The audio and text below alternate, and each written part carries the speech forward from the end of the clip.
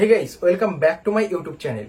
Guys, ইউটিউবে তোমরা নতুন ব্লগ চ্যানেল ক্রিয়েট করেছো এবং সেই ব্লগ চ্যানেলে ব্লগ ভিডিও আপলোড করছো, কিন্তু খুব সুন্দরভাবে ব্লগ ভিডিও থাম্বনেলটাকে ক্রিয়েট করতে পারছো না। অনেক ভিডিও থাম্বনেল তোমরা দেখছো যে কত সুন্দরভাবে ব্লগ ভিডিও থাম্বনেল তারা বানাচ্ছে, কিন্তু ওরকম ধারা থাম্বনেল তোমরা নিজের ভিডিওর জন্য বানাতে পারছো না। কিন্তু এই যে থাম্বনেলটা কিভাবে তোমরা বানাবে খুব সহজেই আজকের এই ভিডিওটার মাধ্যমে তোমাদেরকে প্রপারলি শেখাবো যে একটা ইউটিউব ভিডিও থাম্বনেল একটা প্রো লেভেলের কিভাবে বানানো যেতে পারে। অন্য যে ক্রিয়েটার গুলো এত সুন্দর সুন্দর থাম্বনেল বানাচ্ছে, কোন অ্যাপস থেকে বানাচ্ছে, কিভাবে কালার গ্রেডিং করতে হয়, সম্পূর্ণ তথ্য আজকের এই ভিডিওটার মাধ্যমে তোমাদেরকে তুলে ধরবো। তাই আজকের এই ভিডিওটা সম্পূর্ণটা দেখার অনুরোধ রইল। আর চ্যানেলে যদি নতুন হয়ে থাকো তাহলে চ্যানেলটিকে অবশ্যই সাবস্ক্রাইব করে দেবে।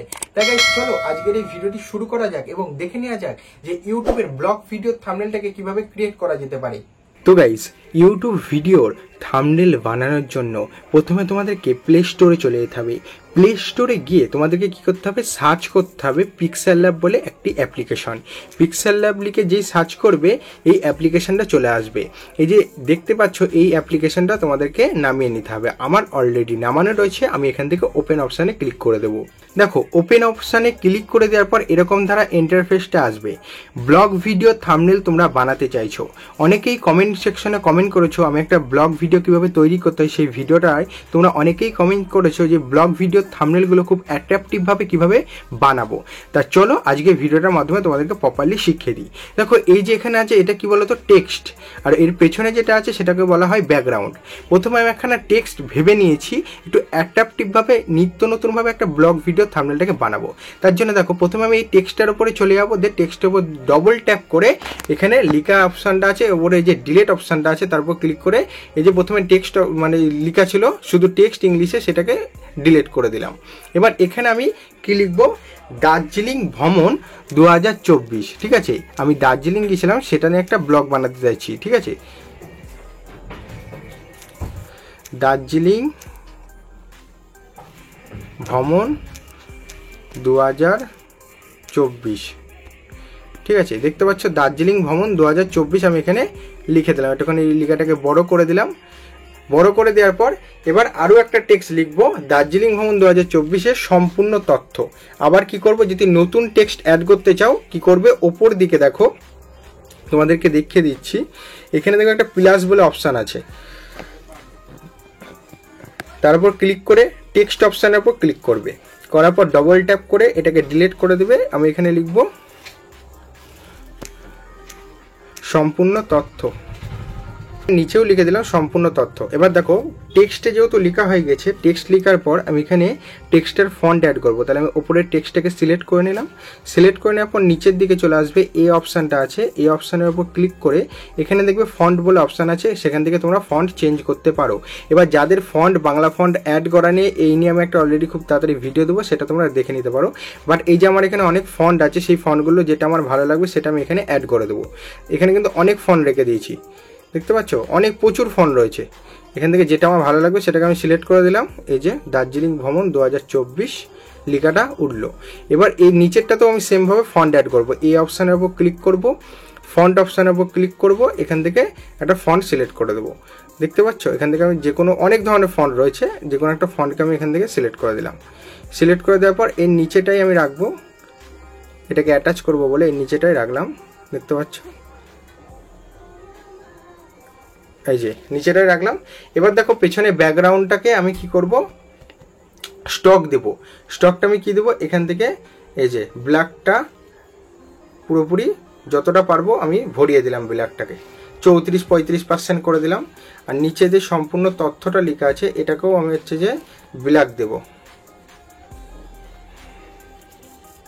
দেখতে পাচ্ছ এই যে ব্ল্যাক দিয়ে দিলাম, হলো।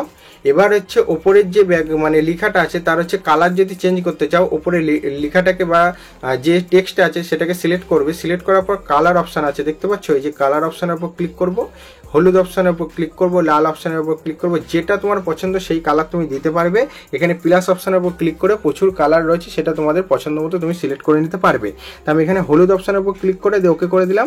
ওকে করে দেওয়ার পর দেখো এই যে দুটো মাঝখানে একটা ফাঁক রয়েছে, এটাকে পুরোপুরি অ্যাটাচ করতে হবে, তাহলে দেখতে সুন্দর লাগবে। তাহলে আমি কি করব, প্লাস অপশনের উপর যাব, শেপ অপশনের উপর যাব, এখান থেকে সিলেক্ট করব শেপটাকে পুরোপুরি। এই যে এদিকেও পুরোপুরি সিলেক্ট করলাম, এতখানি এখান থেকে এতখানি এখান থেকে সিলেক্ট করে দিলাম।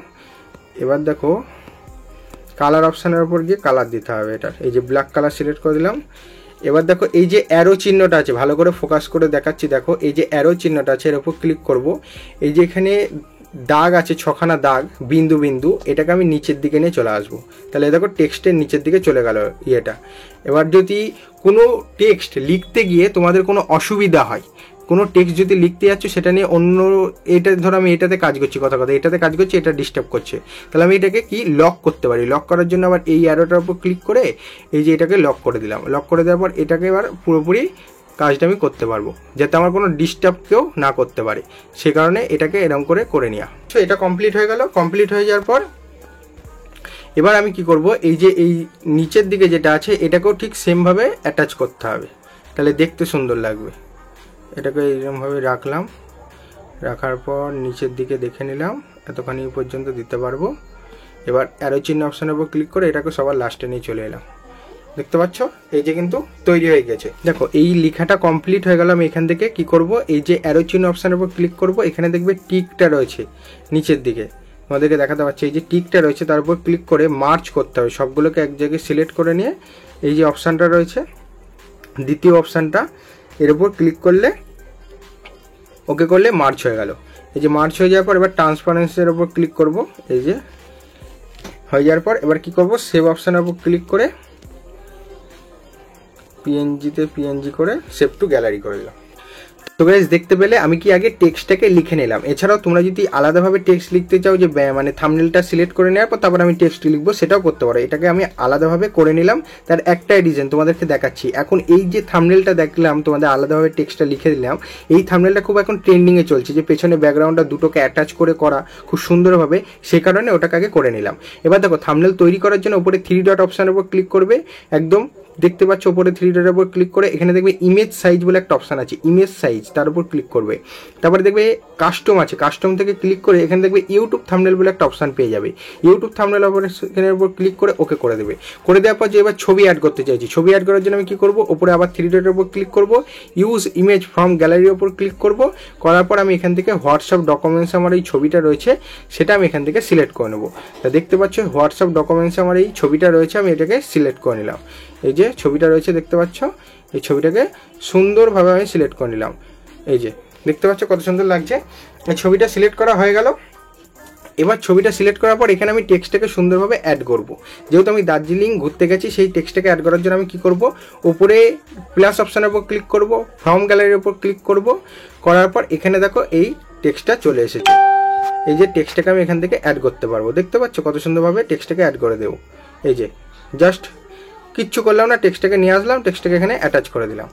অ্যাটাচ করে দেওয়ার পর এটাকে কি করবে, এই অপশানের উপর ক্লিক করবে, তারপরে মাঝে অপশানটার উপর ক্লিক করবে।